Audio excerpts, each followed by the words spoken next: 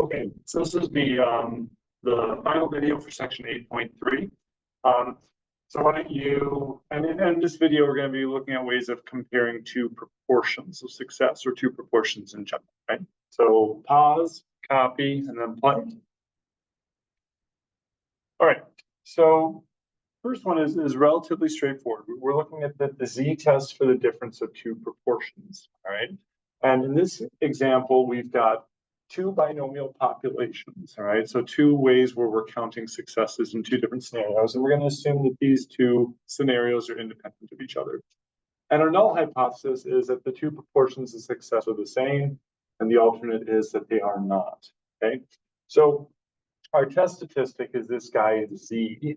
And with the name like Z, you're going to expect it to be N01, and it is approximate. Okay. So our Z is going to be the difference of the two sample proportions divided by this square root expression, where P sub P hat is sort of the overall proportion of successes, the sample proportion of successes. The successes from the first scenario plus the successes from the second scenario divided by the total number of tests or scenarios run, okay? All right. So the conclusion is that Z is approximately standard normal, and that's what we're going to use to compute the p-values, right? Which we're going to do in the next example.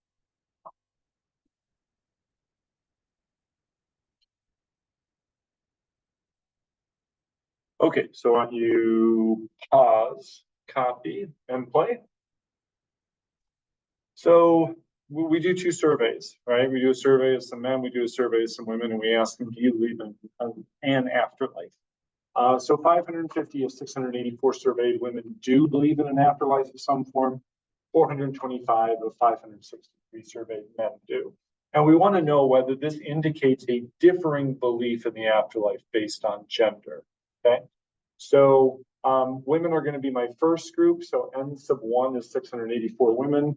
The sample proportion of success for this group was 550 over 684, which is 0.804. The second group was the men, so total population 563, sample population, sample size of 563, sample proportion of 425 over 563 is 0.75, it's 0.755. So we're seeing a difference there, but is it statistically significant? So our null hypothesis is that no, why would gender matter? You have to convince me that gender matters, so I assume it doesn't. P1 equals P2, alternate is it does. Here's my P sub P hat, my total proportion of this sample, this large sample that believed in the afterlife. 550 women and 425 men did. 684 is 563.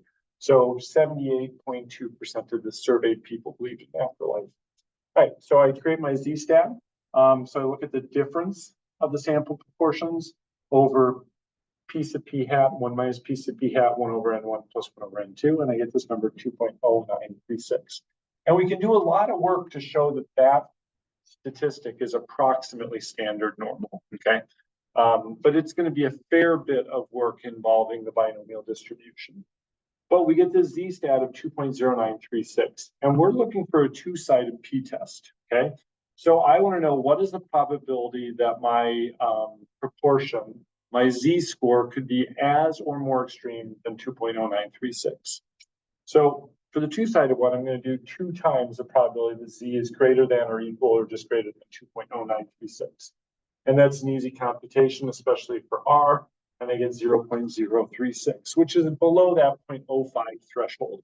So I would say that the evidence suggests that men and women do have differing views of the afterlife.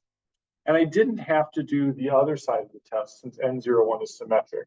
So I never actually had to compute this probability because I knew it was the same as this guy. Because remember, for a two-sided p-test, I should have computed both of these and then done 2 times the minimum of those two, okay? Well, these two are exactly the same since N01 is symmetric, right? Now, I'm going to briefly switch over to the R just to show that R's got a way of doing this automatically. It's going to get a slightly different answer because one reason that this Z thing is only, this test statistic is only approximately standard normal is because the two sample proportions, these are things from trying to represent binomial distributions which are discrete. And then we're utilizing a continuous distribution, N0, 1, to get our answer. So that's why there's going to be this approximation. R is going to do a continuity correction to handle that transition from a discrete distributions to a continuous distribution. Okay, so I'm going to switch over to R. It's in the chapter 8 R code. Let's see.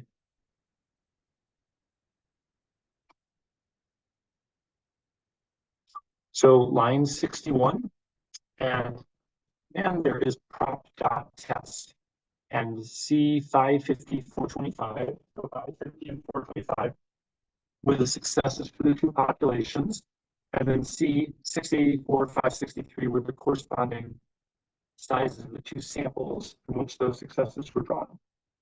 So I'm just going to run that command, and poof, I get this two sample test for quality of proportions with the continuity correction, which is something we didn't do. And here we see that the p-value is 0.04286. So somewhat significantly off from us, right? And this also gives us a 95% confidence interval. And based on that 95% confidence interval, well, we might say, ooh, not sure what that means, since some of it's below 0.05, some of it's above. But we'll circle back to that question later. Okay. All right. So anyway, on your homework, you can either do the test as presented on the whiteboards, or you can utilize this test. Just indicate which version of it you did, so that I can understand where your numbers are coming from. Okay. So one more panel. So that last thing we looked at was when the two samples were independent of each other. Well, what if the two samples are not independent of each other? Okay, so what if they're somehow matched pairs of proportions? Okay, all right, so that's what we're going to look at with this example, and it's going to be a very intuitive way of thinking about it, which is kind of nice. So why don't you pause, copy, and then play? Okay. I don't know if I'm just writing smaller or what, but all right. So we're looking at matched pairs for proportions. And again, I'm going to ask the question, does P1 equal P2 or does it not? All right, so it's the same question I'm seeking to answer, but this is when two samples are not independent.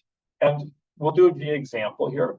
In example 8.8, we've got a study following medical students through their first and second years of medical school. And what we're looking at is a measure of caffeine intake via coffee, okay? So, and I believe the threshold was to be considered a coffee drinker, you have to drink 2 or more cups of coffee a day. So year 1 students, 55 of the 250 students drank 2 or more cups of coffee a day. 1 year later, that same group of 250 students, it was reported that 71 of 250 students drank 2 or more cups of coffee 1 year later, okay? All right, now, for our purposes, just that raw data is not going to be sufficient. We need to know how the population's changed. So between year 1 and year 2, 5 students quit drinking coffee or went from drinking 2 more cups of coffee a day to less than, okay? And then 21 students went from drinking less than 2 cups of coffee or none to 2 or more cups of coffee a day. So let's just say 5 students quit coffee from year 1 to year 2, and 21 students started drinking coffee between year 1 and year 2. Okay?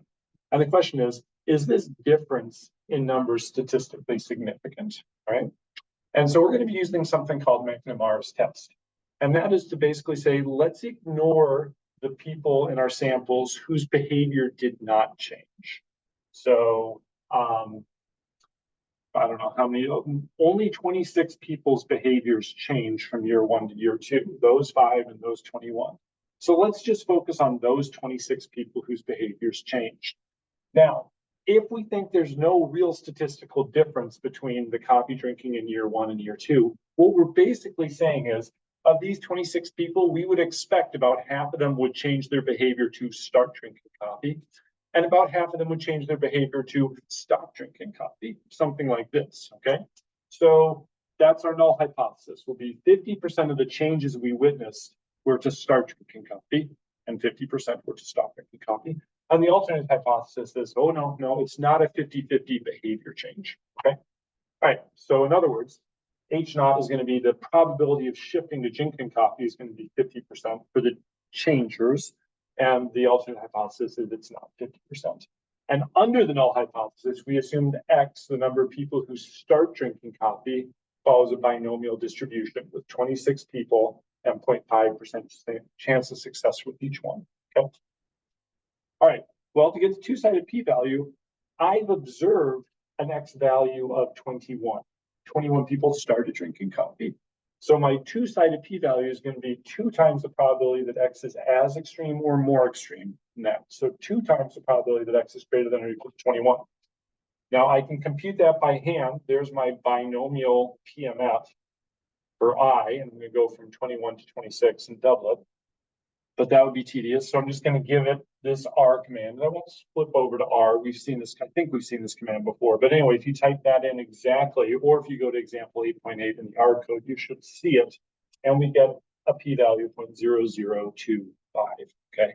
And this indicates that it's highly unusual that if it's a 50-50 chance that people would start drinking coffee or stop drinking coffee, if that were the case, there's only a 0.25% chance we would see as or more extreme than 21 people starting to drink coffee and 5 people stopping drinking coffee. So it seems like there is statistically significant evidence indicating that medical students become more coffee dependent between years 1 and years 2.